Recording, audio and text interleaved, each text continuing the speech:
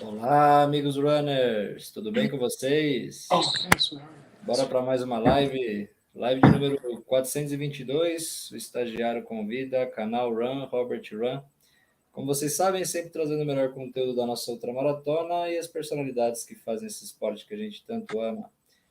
Bom, galera, hoje mais uma grande live, um dos grandes nomes da ultramaratona no mundo. So, I have the pleasure to talk with Harvey Lewis. Good afternoon, my friend. Hey, Votard. Great to connect with you. Hey, And Harvey. with us right there. How are you, Harvey? Oh, man, I'm so happy to see you and also happy that the technology issues are behind us. Yes, it is so good. Where are you now? Canada? No, I'm in Ohio. It's a little bit, further south than that beautiful Alberta Rockies, but it's okay. Pretty nice summertime weather here. Good to see you. Are you close to Bowling Green? Yeah, actually, I went to Bowling Green for a year of my life. Like about 2.5 hours from there. How do you know Bowling Green? Good to see you, my friend. You look strong every single day. As well to you, my friend. As well to you. Thank you. You are in the hands of Felipe. Felipe is our best YouTube channel for ultramarathon in Brazil. That is so cool. I love the Brazilian runners, so over the years, years and years and years of connecting with Brazilian runners, and really Brazil always produces like amongst the best athletes in the world and all different types of sports, and especially ultra marathons. So it's great to connect with you. Good. Thank you. Appreciate that. Now Felipe has the floor. Felipe, you are the skipper. Okay, Mario, okay. I was hiding Mario here, Harvey. We started the live and he simply appeared here. Wow. That's in the time. Okay, my friend Harvey. So let's start with the first question. This question is the question that I do in my channel for the athlete that come here for the first time. So I would like to know about your race background. How do you start running? Your first running? How it was? Yeah, so really it started when I was in middle school, and I was actually a very chubby kid. So I was built sort of like a chunk from the film Goonies, if you guys seen that. Yes. Yeah, so I was like the second biggest kid in my school, and but I liked running the laps at the football practice, even though I was really not very good at football at all. And so I started running, and the first years and years, I always finished towards the back of the race. And I signed up for a marathon when I was a teenager on a whim. My mother let me do it on almost no training whatsoever, but I managed to somehow survive in like 5 hours sometime. But it was an experience that really made me fall in love with the running community and like these events that push you to like challenge your mind and your body and your spirit. And then when I was 20, another family friend introduced me to the 24-hour race in Minnesota. And then I did my first ultra, and I really love that as well. And so I've been building on that for 27 years now, running ultras for a long time. So, Mario, when did you first stumble into running? Oh, my first race, it was in 2005. Yeah. Wow. Where was that? Badwater Ultramarathon. That first ultra? Yes. No way. Like, choose one of the toughest in the world for your first one? This is something that we have to put in perspective. Wow. I was invited in 2005. I applied and I told Chris that I had no experience in running, but I already been crossing the planet walking, and Wow. my goal was crossing the desert walking. Wow. At that time, we had a guy that was also trying to do that, but he has to do athletic power march, power walking. And my goal, I told him, no, it's gonna be walking constantly. And he asked me, when you do a pass, a camino like Santiago, Caminho da Fé, there are several caminos around the planet. Wow. And when you do that, you receive a certificate. And Yeah. he asked me to send him all the certificates I sent to him. And he sent to all Arnold. And Wow. then all Arnold looked at that and said, let's give a chance to this boy. Wow. And then for the first time in life, my bib was number 81. And I said, that paper is really heavy. And then it was a disaster because I DNF on stovepipe wells. Ah. Walking, my shoes melted. It Are, was a walking shoes. no way. Wow. My shoes melted. It's a specific shoes for walking. And then I finished. I went to the stovepipe hotel. We slept, and then next day I went to the finish line. And then I do you have the picture, oh Felipe? Yes, I think I still have here. Let me just You. That's present. incredible. And then Cosman asked me, Mario, can you organize a race like Badwater in Brazil? And I I love said, yes. As a pilgrim, I knew all the routes and it. Right. everything else. Wow. And then I did that. It was on July, on September, October. I went to Brazil, established the route. I ran it alone by myself, and I won. This is the first ultra that I won, and the only one. Wow. And then I applied again in 2006 to give me a chance. The Yeah. This is photo, the picture. Look at the picture. Oh, that's excellent. 2005. Yeah, this is back. This was July the 13th, 2005. Wow. That's beautiful. I love it.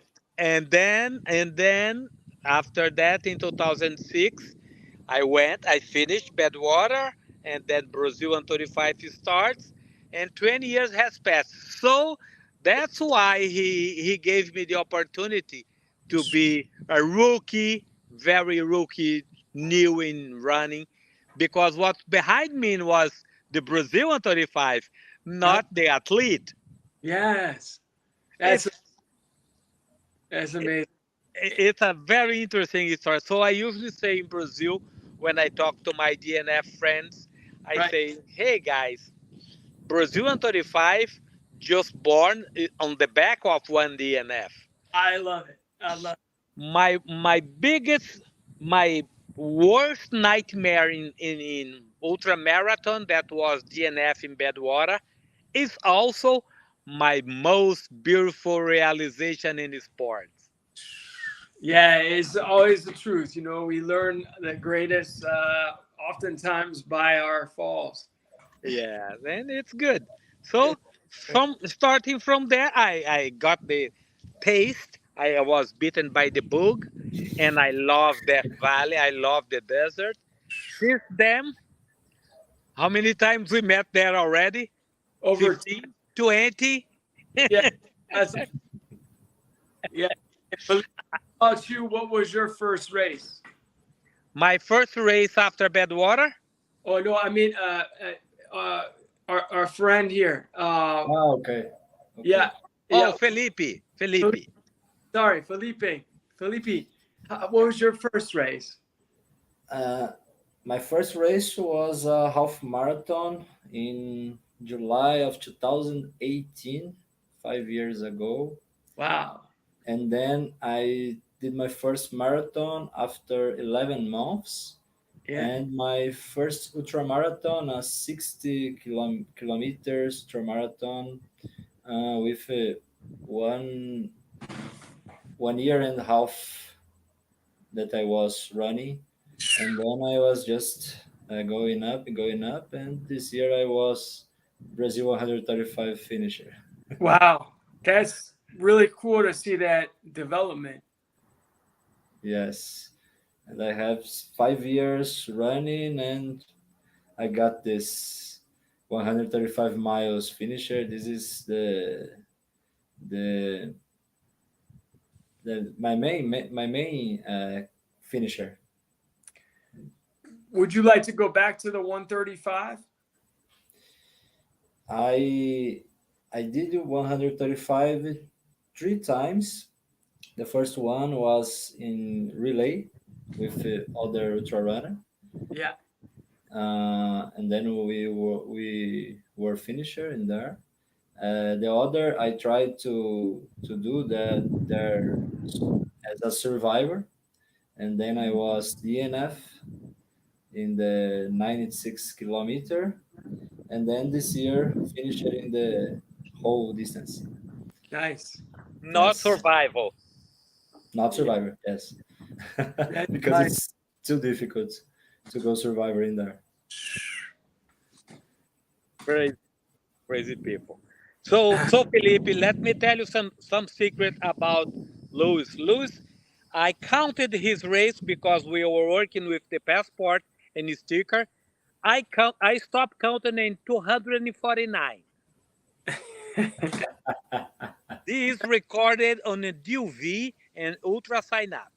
uh, well, in terms of ultras, I've run 102 now, but in terms of like other races, I've run probably like about 90 marathons, and then several hundred like races that are 5Ks or 10Ks or shorter races. So But 100, Ultra 109 plus 100, 209.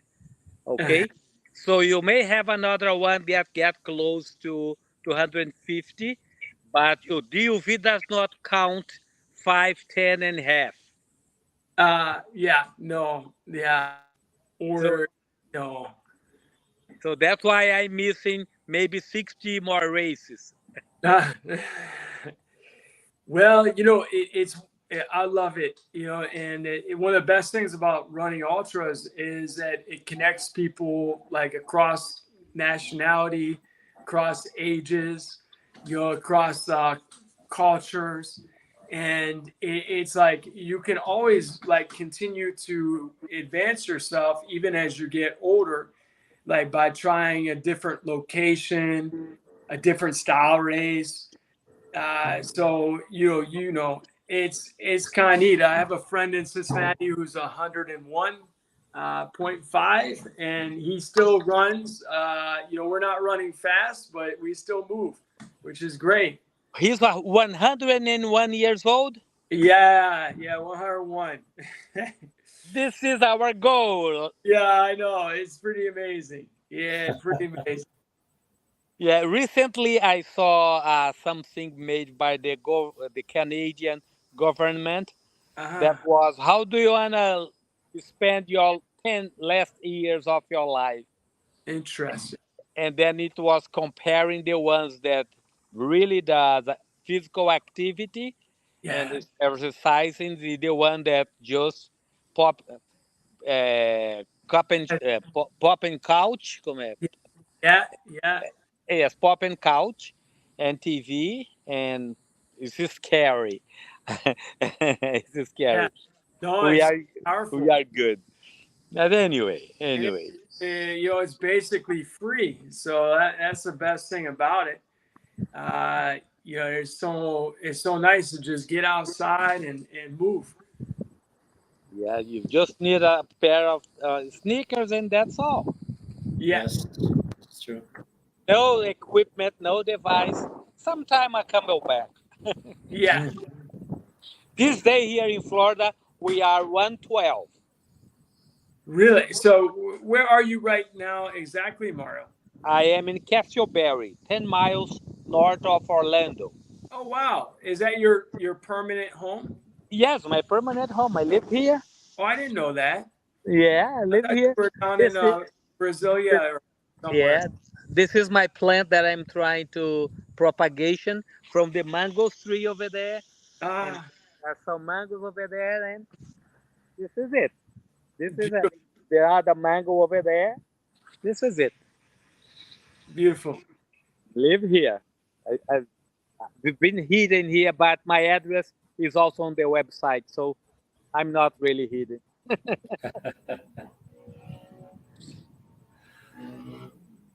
to Okay. you, Felipe. So 190 ultras, Harvey. Yeah, 102. 102. 102, but maybe that doesn't count like just going out and running like, 50K for training many times. So, but 102 official races. And you've been also in 102 countries. Yeah, about that. Right about there. Fantastic. And what about your best scores, best times in half marathons, marathons? Yeah, so my best time in a marathon was in 2018. So I guess I better start working on improving there. It's been a little while since I've improved my time. But that was 2 hours and 45 minutes and 58 seconds. And my best half marathon, I believe, was around 116, somewhere like that. Yeah. So my marathon time is not super crazy fast. When you compare it to like a lot of the top ultra runners nowadays, like they're getting really fast marathon runners into the sport, which is great. But I feel like I really do well in terms of like the strategy, the training, the mental mindset, the nutrition, and pacing. So those categories help me to perform at a very high level, even when I'm competing with runners who might run a marathon in like 220 or 230.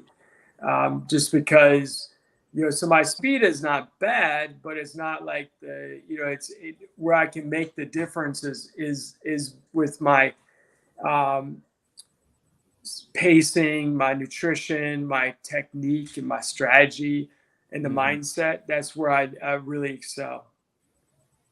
Yes, yes. The experience counts a lot. Experience helps a little bit too.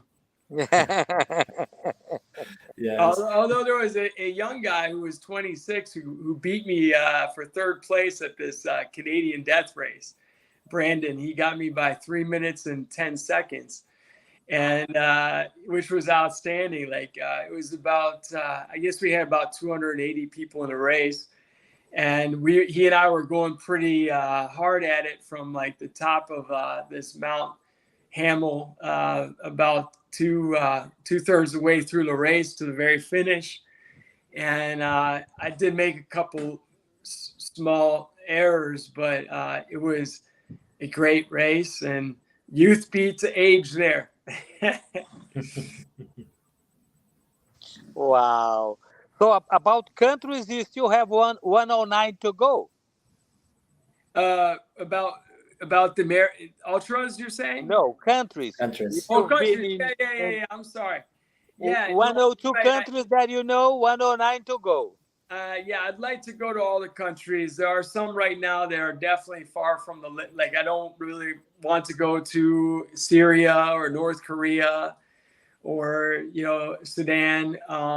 But I would love to go. And I mean, I found through my travels that really there's so many things we share in common with people, even if they are different religions or you name it, backgrounds. Like there's more we have in common with people than not. Hey, Felipe. You know. Maybe Felipe. maybe after this live, he may consider going to Brazil. Maybe.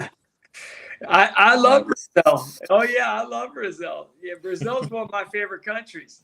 I am thinking this Foz year. do Iguazu and Rio de Janeiro and Brasilia. I went to those areas. I'd love to see more of the rainforest. I'd love to like go back and see Rio. Rio is amazing. Somehow I did some crazy hang gliding off of in Rio de Janeiro. Like I don't know what I was thinking, but it was definitely an experience. Oh yeah, oh yeah, crazy stuff. Oh yeah.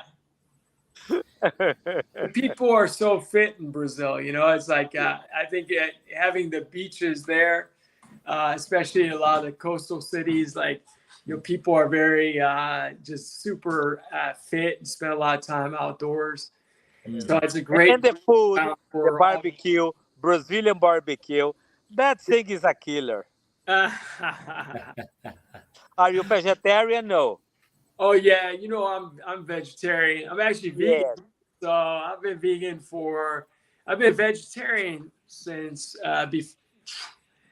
let's see, 96. So Yes, 20. I heard. That's why I decided to ask you because I read something about when I talk about the Brazilian barbecue. A Right. light born here. No, wrong word, Mario. He's veggie. Yeah, there's Brazilian restaurants tend to have a lot of food. So even if there is a meat heavy like influence, there are always lots of also vegetables and all kinds of other things. Oh yes, yes.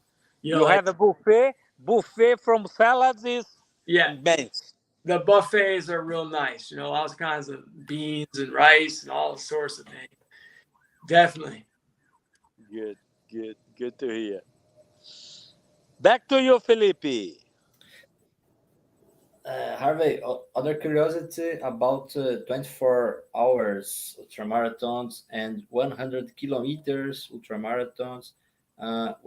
Is your best time and distance in this two? For a 100-mile race, you say?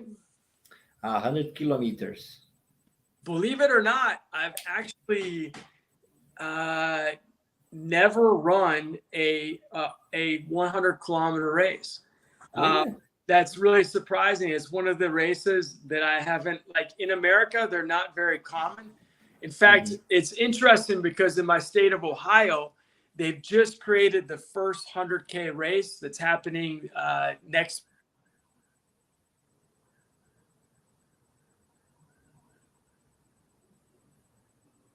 Hello.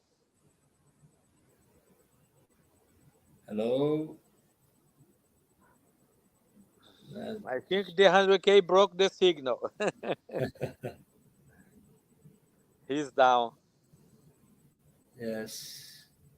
Reloading. Oh, okay. So the 100K broke your signal. Harvey, Now you're not listening him. we can. You are mute. His fiance will help him. This is the same trouble we had before.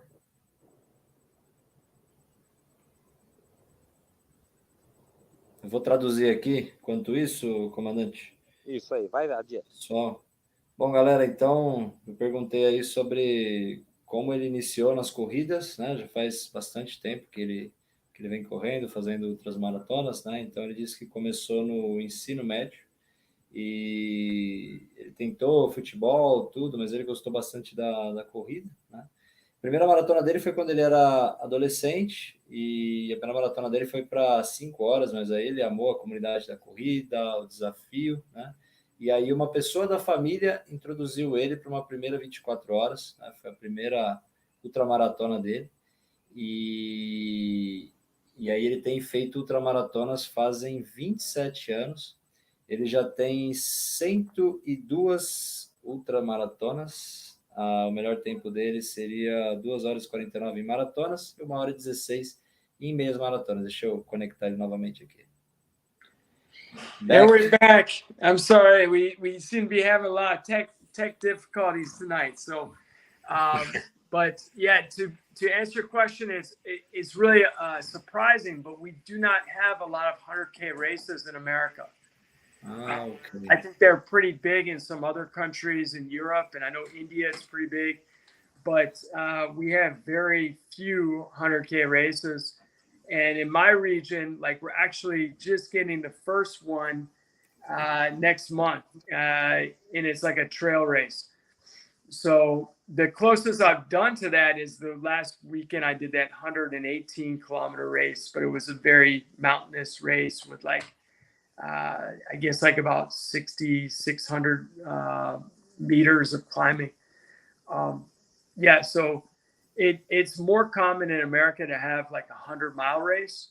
Mm-hmm. And my fastest 100-mile race is like 14 hours, 40 minutes or something like that.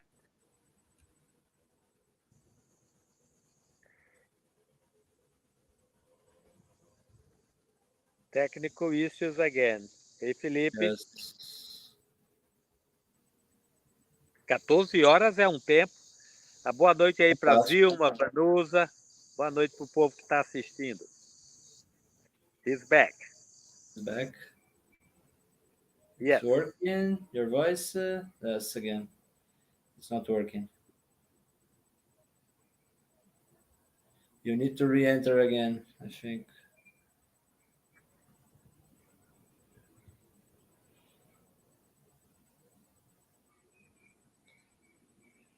Está meio bichado aqui. Essa internet aqui desse país aqui não funciona mesmo não, Felipe. Sério? Brincadeira, Felipe. Alguma coisa está acontecendo lá na região dele. Provavelmente. Bem provável. Eu não estou nem em Wi-Fi, eu estou no celular. O dado via telefonia celular. Sim. Para ver como funciona bem, né? Para ver como funciona bem, tá? Se botar no Wi-Fi fica muito melhor. Mas está longe de casa. Eu fico aqui. E aí, Felipe, tudo certo? Mais uma, né, Felipe? Sim, mais uma. É uma pena que não esteja dando. Falhando, né? Esteja falhando, né? Ele tava com bastante dificuldade para conectar antes também, tudo aí a noiva dele ajudou. Eu estava vendo que não entrava. Aí já imaginava, né? Já eu estava esperando. A outra live que deu esse problema foi com o quarteto da Sweethearts, lembra? Também deu esse problema também. Da Sweetheart. Sim. Felipe, nós temos novidade na BR-80, tá? Sério? Certo, a BR-80 vai ter um pré-race meeting para ela, não é um pré-race meeting, é um congresso técnico. A hora da largada vai ser possivelmente às 11 horas da manhã do dia seguinte da BR. Tá. O congresso técnico vai ficar das 8 às 10, para que as pessoas possam chegar lá no dia, senão, quem for correr, eu estava avaliando isso e eu recebi essa sugestão. Os atletas da BR-80 teriam que chegar na terça-feira para participar na quarta, para não fazer nada na quinta e largar na sexta. Só aí são terça, quarta, quinta, são 3 dias, né? Exato. Hey, how are Mario. you? Hey, good to see you again. Good. There you are. I miss you this year in Badwater. I know, right? Well, guys, I'm not sure what's going on with the program, but we're here again. So we'll try this one more time, and that's all right. It doesn't work out. Felipe, ask the main important question, and then we move to the less important. Okay. Okay, Harvey, just a question that we have here in our comments. This question is from Vanusa. Vanusa is speaking with you, and she's asking to me about how, of all the ultramarathons that you did, what was the most difficult to complete for you? This is a great question. There's a couple answers to it. The most difficult race to complete isn't maybe the most difficult race because I didn't get far enough along for it to like actually really push me physically and mentally to my limits. So like the Barkley race is definitely the toughest race to finish because they've only had 17 finishers since 1984, and it was really challenging. You have to go very fast just to make the loops, and it's like extremely technical. You're running off trail. You have to go steep uphill, steep downhill, the equivalent of like climbing Mount Everest more than 2 times, over 120 miles. And it's also often like right at the freezing point, but raining. And so you got this cold rain that's coming down on you. And it's like 1 degree Celsius or yeah. So that makes it really tough. And there's every year, like this year we had 3 finishers, but it went for like 5 or 6 years, 7 years where they had no finisher. And so that, in Badwater is really tough for someone that doesn't like the heat. But even in Badwater, we typically have, maybe 80 plus 85 finishers. So you can imagine like there's just no comparison. Like, but that doesn't mean that Badwater isn't, amongst the toughest races in the world. It definitely is. Because like Barkley, I only finished 2 loops. Almost, I missed the second loop by 10 minutes, but I wasn't physically exhausted after 2 loops because I wasn't able to get deeper into the race. Whereas in Badwater, I have a crew that's with me, so I'm able to push my body right up to the breaking point, push myself to a 90, right at the brink of 100%. Whereas I can't do that in Barkley. In Barkley, you have to be able to extract yourself. So in the whole history of the race, no one has been lost permanently in the woods where the emergency crews have to come in and find them. So you have to also have at least enough wits with yourself to be able to get yourself out of there. And it also has elements of their trickery where you have to find books and you have to follow a map, and it's like dark in the middle of nowhere, and you're trying to like go through an area that has no pathway. So it makes it the toughest race to finish, but maybe not the toughest race physically in the whole world. There's I think you could argue there's a couple, maybe a couple dozen races that are the toughest races in the world. If someone doesn't like the cold, like the Arrowhead 135 would be the toughest race in the world. If someone doesn't like running super fast, the mile or 5K race can be like the toughest race in the world because you feel that pinch really strong. So, I mean, but certainly Badwater is definitely one of the toughest races in the world. And I'm sure that the Brazilian 135 is amongst the toughest races too. Yeah, but Brazil is not comparable to Badwater. In Badwater, the pressure is tremendous. Yeah, Make the race harder than Brazil I see. because everybody's there to beat someone. Right. And in Brazil, we have 100. You count 10 maybe, but the other 90 are there just to finish. Yeah. That's a different. The spirit is here. Badwater is more competitive. Even if you are there, just like me, I was. I want to beat someone, and I look. It was Webb. Webb was running for the, I believe, 9 time or 4 times, and Webster was there in front of me. He passed me. Yes, I need to follow this guy. Then I realized that I need to run a little bit, and then I was dead. So the spirit makes bad water really hard, because the race is the terrain, the Right. athlete, your competitors, and also the spirit. Yes.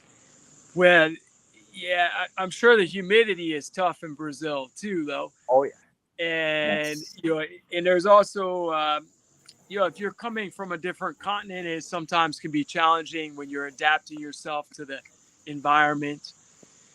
So I known a lot of really strong Brazilian runners you've had.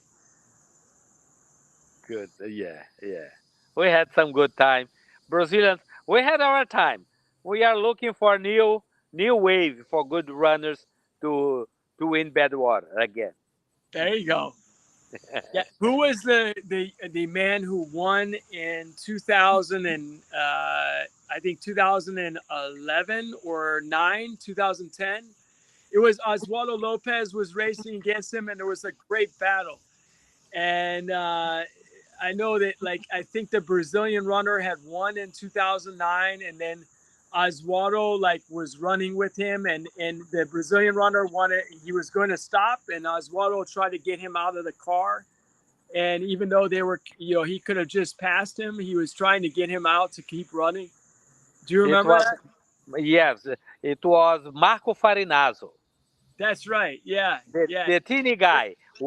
We had Valmir Nunes that broke the record for 10 years, Yes. and then we had Farinazzo. 2007 or Valmir Nunes, and 2009 was Farinazzo. And what is interesting is both of them training the whole year to come in another time to beat their own record, and both DNF. Ah, yes, I do remember that too. Yeah, but it's Badwater a is tough not easy. race Badwater is to push. The Badwater race is a tough race when you push, push, push. You definitely can have you risk the potential DNF. yes. The Badwater, you are always close to the DNF. It Always, could be, always close. but I really think it helps to if you get to that place you could to, even if you're going to be the last place, to just keep on going, and see what happens. I've learned that over the years, so it's, I think it, when I was younger, I did the Spartathlon race, and I pushed really hard with, um, I basically crushed myself and had to DNF at that race. But it taught me to, after the race, I realized I probably could have finished it if I had just kept trying and didn't care if I came in last, so really that's my motto now is that, I always try to be competitive, but even if I am having a rough race, I try to stay in there to the complete absolute end. And to me, to finish last would be it might sound crazy, but it would mean as much to me possibly as finishing first, because it meant that I had to really, really, really push in that race. And everybody has a bad day. Yeah, yeah. For sure. Everybody has a bad day. Yeah. Okay, Chile. I finished Brazil 100 this year with 51 hours and 49 minutes. We are a 6-hour race, Harvey. You just made it, and you 60 hours, and you made it in what time? 51. So you had some cushion there. That was good. Yes. That's a long time to be moving, though. It's tiring. I was like a zombie because of this. Right. I do want to come to the Brazilian 135 someday. That would be very nice. Is it held in Brasilia, or where is it? And Rio is São Paulo. Oh, in Sao Paulo. São Paulo, and Minas Gerais. Okay. So just up hills and down hills. How much climbing does that race have? 8,000 Felipe? elevation gain.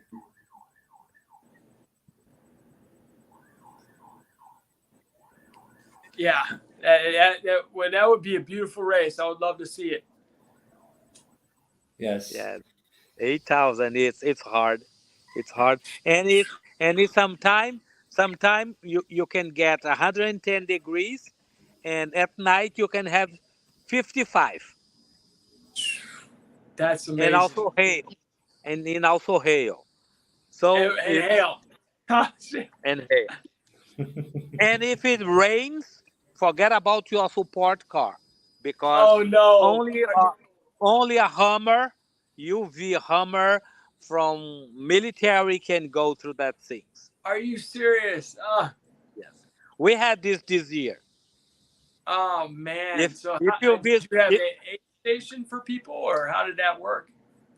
if you go to our website, you're gonna see how messy was this year. Oh, it was a Wow. nightmare for me.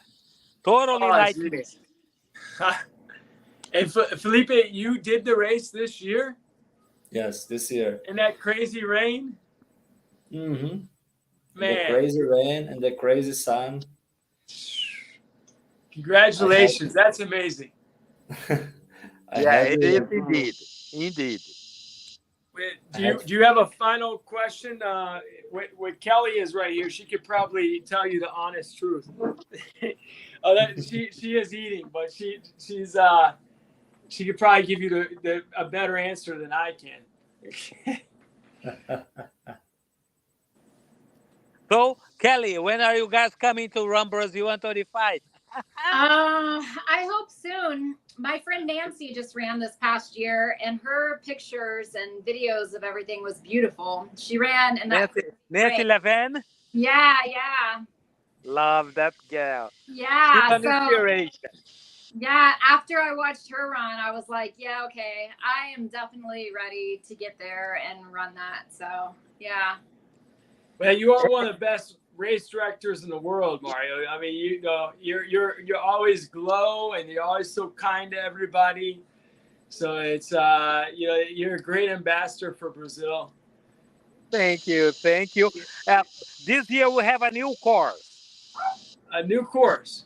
Yes, because this year it was raining, and we start in one city, and the only way to get in the second city, is through just like I-75 or a state park.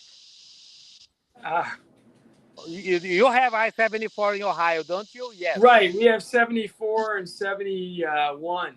Yeah. The one that passes in Dayton comes to Tennessee. Okay, yeah. That highway.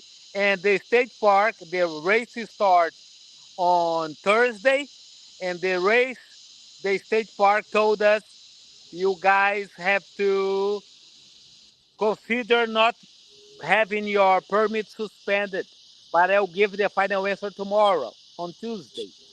And on Tuesday they said, it's revoked. Oh, man. And then we were really scary. Then we did a mess over there, but we did something like Chris did. We put the athletes in the car at some point, drove to the next city 5 miles, but it was still very confusing. But then, after the race, we came back and changed the new route. Wow. Now we have to go all the way to the top of a volcano, climbing a very huge peak mount, and then come back where we start. And then the race starts. Wow. I'm really scared. I think we're going to have the number of DNF this year is going to be immense. Well, I don't know. Maybe it'll all come together, and people love the challenges anyways. Yeah. That's what they said. If it's difficult, it's good. If it's very difficult, it's getting better. And if the worst, is wonderful. Crazy people. This is my thinking also. This is how it thinks. Yes. Yeah. We love that. Well, it's definitely been nice to speak with you guys tonight, and I wish you both very well. Felipe, is there any race you'd like to do in America, like coming forward in the next 5 or 10 years?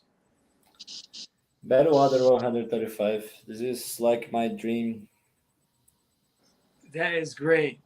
But I need to definitely. spend some money. Yeah. Yeah, well, definitely, I'll be rooting for you, and I hope to see you there then. Or I will plan to see you there. Let's say that. I'll plan to see you there. It's just a matter of when. Yes. But first I need the index. I tried this year in Brazil 135, but I didn't got the index. The index in here is 48 hours. Yeah. But You'll now get they change it. Then now they change it. It's going to be, it's a little harder because now you have to have 4 ultra marathons, 100 miles. Oh, is that right? Yeah. You'll get it. He's getting there. He's young. Yeah, you're young. It's just a matter of time. Like, to be honest with you, like the first time I applied for Badwater, did not get in. And that was back, I don't even remember how long back it was, like at least maybe 3 or 5 years before I went out and I crewed for someone. And so it's a really nice idea if you can go crew for somebody and see the race beforehand. Like, you learn so much. I was glad I did it, and I had so much fun with it. And then, take your time is like, it'll be really worth it once you get to it. Yes, Yeah. this is what the people here always say about Badwater. You need to go in a support crew to know how is the heat in there, because the heat here in Brazil is totally different. Yeah. But it's I think you'll be in good position. Yeah. Well, definitely a pleasure to see you guys tonight. And thank you so much for having me on your show. I'm off to the first day of teaching tomorrow. Okay, my friend, we appreciated a lot about that, and come to Brazil next year, to Brazil 135. I would love to. Valeu. Muito obrigado. De nada. Nice to see you guys. Muito obrigado. Good night. Bye-bye, you two. Bye-bye. I will see you in the U.S. Bye-bye. Bye-bye. Ei, Felipe. Comandante. Aí tem essa alteração na BR, tá? BR-80 tem isso. Que mais a gente tem de alteração? Tem a BR Golden. Não vai subir o vulcão. Sério? Olha só. Não vou não. Porque eles vão largar às 5 horas da tarde, durante o pré-race meeting, e vão passar no vulcão à noite. Aí é um pouco complicado. Não. E lá tem um trecho de 10 quilômetros que não passa carro. Sim. E também não sabe como que vai ser essa primeira vez, né, comandante? Então, realmente... Então, eu estou muito preocupado. Aí a BR Golden vai largar de Águas da Prata, vai até Paraisópolis, vai lá no Cantagalo e depois volta para Paraisópolis. Nem sobe o Pico do Gavião. O Cantagalo é lá na Pousada Dona Inês, né? Não, o Cantagalo é um pouco antes do Jucimar. Tá. Porque a gente só vai tirar 33, vai tirar 40 quilômetros. 27 com 27, 54. 54 para 44 são 10 quilômetros, né? Sim. Então não vai dar para chegar na Dona Inês. Tá. Ah, legal, legal. Alterações aí que eu já vou Vou falando mudar com o isso pessoal. no regulamento, avisar para você. Você pode começar a avisar. A Zilma que está aí também, não está? Tá, a Zilma tá. Pode já começar a preparar. A imediata. Eu vi. Zilma e Vanusa eu vi. A Mônica também. A Mônica está aí? Tá. Boa noite, Mônica. Então estão aí essas novidades. Para a Mônica também já pode começar a avisar. Mas deixa eu publicar primeiro. Assim que eu publicar, eu passo um e-mail avisando dessas novidades para ver como vai fazer. Tá. A Beleza, imediata Mônica vai ficar comigo lá em Paraisópolis. Assim sempre, né? Sempre. Tudo vai chegar em Paraisópolis. Esse ano vai ser bem bacana. Vai. E tem Todas essa. as coisas vão terminar em Paraisópolis. E tem essa escadinha também, né? Então o pessoal vai se encontrando mais tempo pelo caminho, né? Não fica tão só. É. E tem o vulcão no início. Vai ficar interessante. Vai ser. Depois de 20 anos, a gente merecia uma corrida diferente, né? Ah, essa vai ser totalmente diferente. Será que o Harvey vai? Acho que é um pouco difícil, né? Ah, é difícil, é difícil. Apesar de que ele já viajou muito. Mas Sim. é a questão do time. Para você ter uma ideia, começou o ano letivo agora aqui. Começou hoje. Sim. E ele é professor de high school. Entendi. Então, quando ele tem férias, é junho, julho e agosto. Ah, sei. Janeiro eles têm 10 dias, que pega, são nem 10 dias, pega Natal e começa em 5 de janeiro. Ou seja, não pega BR, né? Não pega, eles não tem como. O ano é isso, o ano começa e para mesmo, não tem como. Ele teria que achar um professor para substituir ele. Aí o que ele faz, ele viaja nesses 3 meses do ano. Junho, julho e agosto. Sim. E a Ashley, se entrou lá ou não? Conversei com ela ontem, ela não me deu. Ela disse que ainda está. Nós conseguimos, aqui nos Estados Unidos, um amigo meu disse que financiava o suporte dela e a estadia. Mas não tinha condições de financiar as passagens aéreas. Tá. Então ela está correndo atrás. Eu conversei com a Zilma sobre isso também, que a Zilma, né, conseguiu um patrocínio legal para o Badwater para ela, né? Quem sabe consegue. E você viu que o Simon tatuou a BR-135 na perna Não dele? vi, não. Ele não me mostrou, não. Tatuou. Vou chamar ele, vou ligar para ele, gente. Deixa eu ver se eu tenho a foto aqui rápido para te mostrar aqui. Peraí. Ele colocou hoje aqui a tatuagem, deixa eu ver. Ah, foi hoje? Foi. Aqui, ó. Ainda colocou aqui, ó. Se lembre que vai até dia 15, ó. Olha lá. Ah, manda para mim, Felipe. Eu vou te mandar. Manda aí, vou futucar ele amanhã. Beleza, Porque lá já é comandante. mais de meia-noite, né? Sim. Ah, lá já passou, já. Lá já tá dormindo, já. Aqui está escurecendo agora, a cigarra ainda está cantando. Sim. Dá para ouvir ela. É que minha netinha, quando ela ficava com a Mari, a minha filha vinha buscar ela mais tarde, e a gente passava o dia aqui correndo atrás de cigarra. Cigarra, vovô! Cigarra, vovô!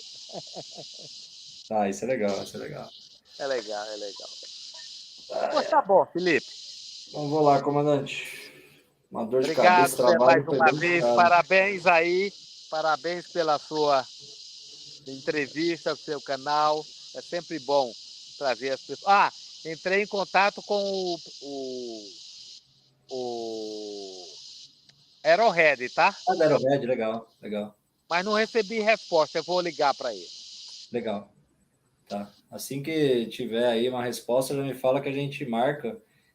Dia 21 agora eu tô indo pro México. Eu volto dia 31 a trabalho. Aí nesse período eu não vou fazer live. Aí só em setembro. Perfeito. Quando você voltar, a gente conversa. Tá. Beleza, comandante? Boa noite, abraço. Felipe. Obrigado. Boa noite, Boa Mônica, noite. Vanusa, Zilma. Um grande abraço para todos. Muito obrigado. Grande abraço. Até Tchau, logo. tchau. Até logo, tchau.